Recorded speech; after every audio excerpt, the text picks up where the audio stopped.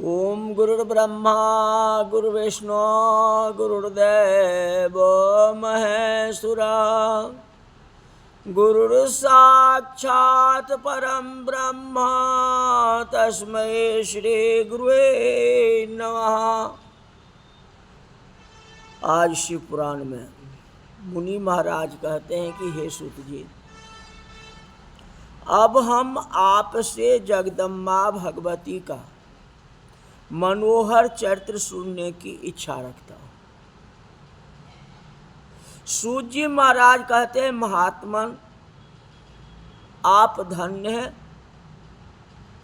जो पराम्बा पार्वती जी का चरित्र पूछते हैं। अतः अब मैं आपसे भगवती का चरित्र कहता हूँ, ध्यान लगा करके सुनो। पूर्व काल में जब स्वरोचिष मनु थे तो उनके समय में विरथ नाम का एक राजा बड़ा ही प्रतापशाली था और उसके पश्चात उसका पुत्र सुरथ वैसा ही पराक्रमी हुआ। एक समय उनके प्रबल 9 शत्रुओं ने उन पर आक्रमण कर दिया। किसके ऊपर? सुरथ के ऊपर। और उसे राज से निकाल दिया। तब वह एक जंगल में महर्षि मेधातिथि के सुंदर आश्रम में रहने लगे। मेघा ऋषि। कुछ दिन बाद वहां एक वैश्य आता है। राजा उस वैश्य से पूछने लगे कि तुम कौन हो और कहां से आए हो। उस वैश्य ने अपने नेत्रों से जल बरसाते हुए विनम्र वाणी से कहा कि राजन, मेरा नाम समाधि है, जाति का मैं वैश्य हूं।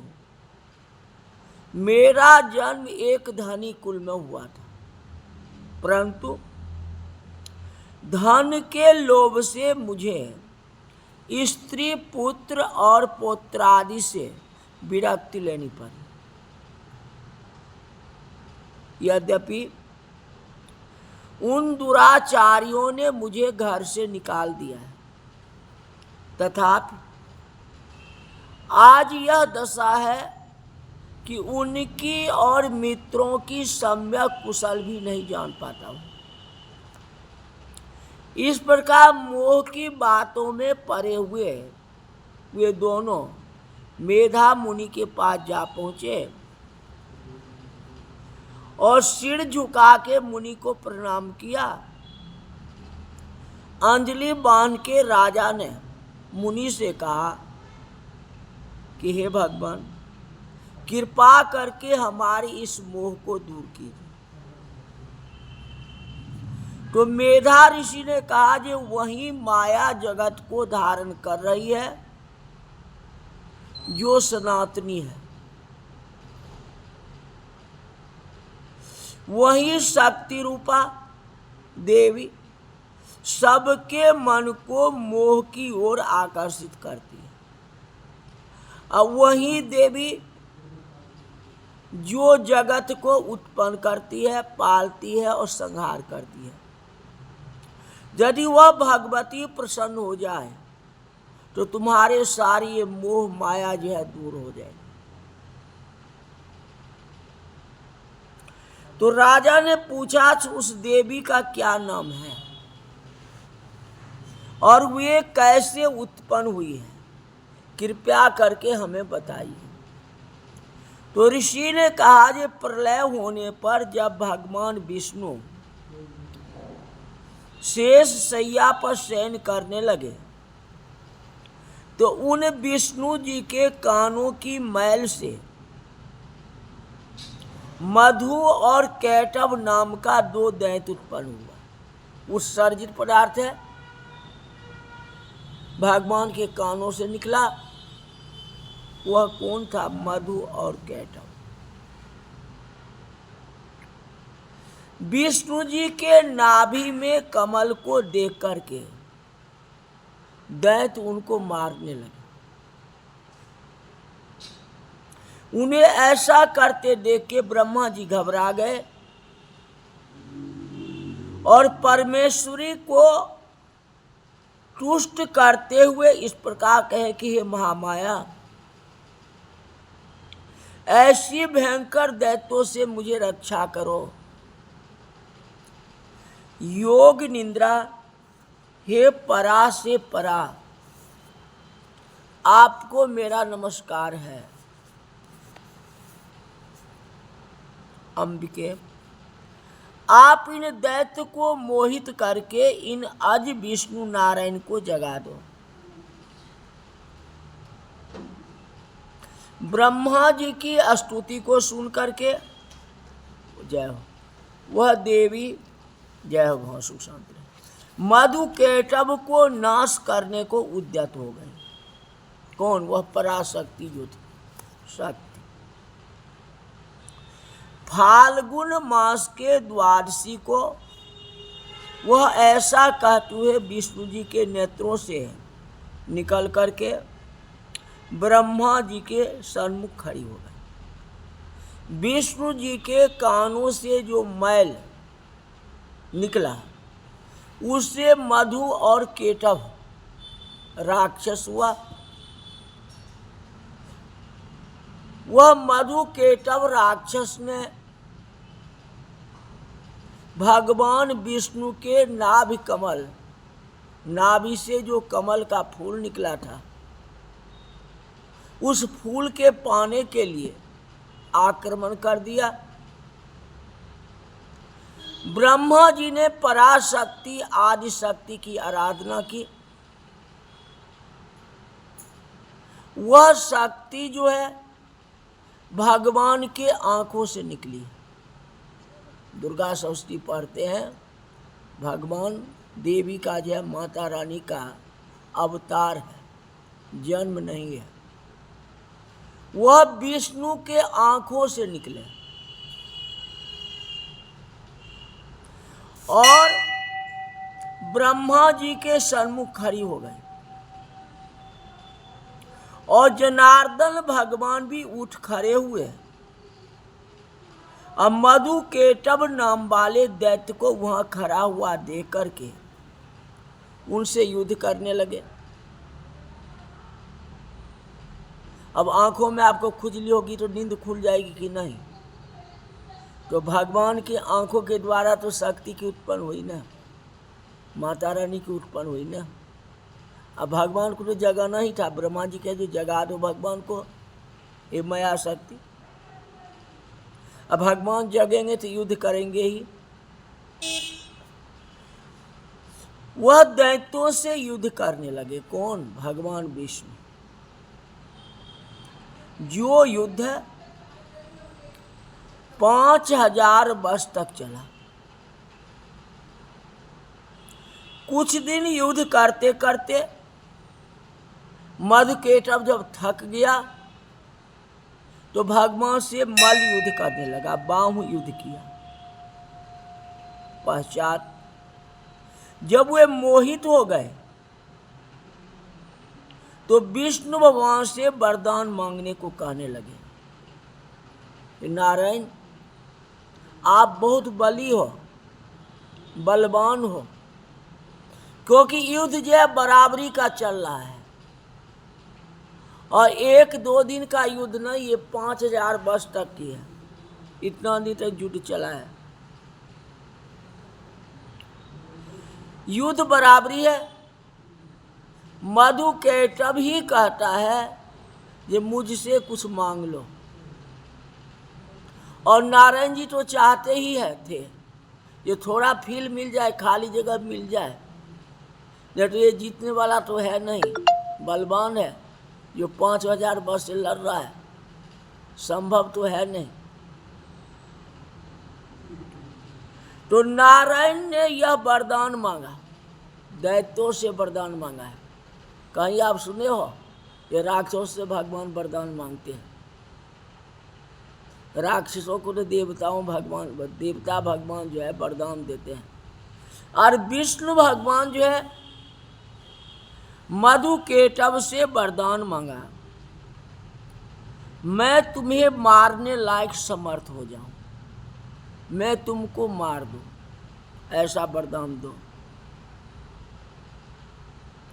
इस पर ये दोनों ने कहा कि हमको वहां मारो, क्योंकि मृत्यु तो है ही, और नारायण भी मधुकेटव को समझाए तो जिसका जन्म हुआ है उसकी मृत्यु तो होगी, चाहे जिसके हाथ से हो या अपने आप हो, मृत्यु तो होना ही है।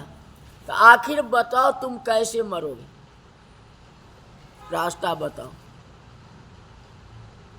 मधुकेटव भी सोचता है मरना तो है ही, लेकिन कुछ ऐसी उपाय बताओ, ये कर ही नहीं पाए। नारायण, अगर मारना चाहते हो ना तो वहां मारो जहां पानी न हो, जल नहीं हो। कोई युद्ध क्षीर सागर में ही चला है ना कमल फूल लेकर के, जहां जल नहीं हो। तभी भगवान ने उन दोनों को अपने जंघा पर बैठा के उनका सिर काट लिया। उसने सोचा कहीं जल होगा ही, ऐसा हो ही नहीं सकता है। भगवान ने युक्ति निकाली, भगवान तो पानी में बैठे रह गए, और जंघे को ऊंचा किए, उस पर लेकर के मार दिया। तो मधुकेटव न जल है, न थल है, न नभ है। मधुकेटव की मृत्यु हो गई। ऋषि कहने लगे कि रंभासुर नाम का एक श्रेष्ठ दैत्य हुआ, अब महिष नाम का एक महापराक्रमी उनका पुत्र हुआ। वह युद्ध में सभी देवताओं को जीत करके इंद्र के सिंहासन पर बैठ के स्वर्ग का राज करने लगा। अब प्रश्न उठा, जब विष्णु भगवान ने मधुकेटव को मारे, अगर वह पराशक्ति भगवान विष्णु के आंखों से नहीं निकलते तो भगवान जगते नहीं, सोए अवस्था में विष्णु के ऊपर आक्रमण कर देता और सारे देवी देवताओं को परेशान करता। ते काम किसने किया? तो अब पराशक्ति ही काम की, माता रानी तो काम की है। युक्ति तो वही निकाली, तरीका तो वही निकाली। आगे रंभासुर का पुत्र, रंभासुर नाम का एक श्रेष्ठ दैत्य हुआ। रंभासुर नाम का एक श्रेष्ठ दैत्य हुआ, और महिष नामक महापराक्रमी उसका पुत्र हुआ। रंभा का पुत्र महिष। वह युद्ध में सभी देवताओं को जीत के इंद्र के सिंहासन पर बैठ कर के स्वर्ग का राज्य करने लगा।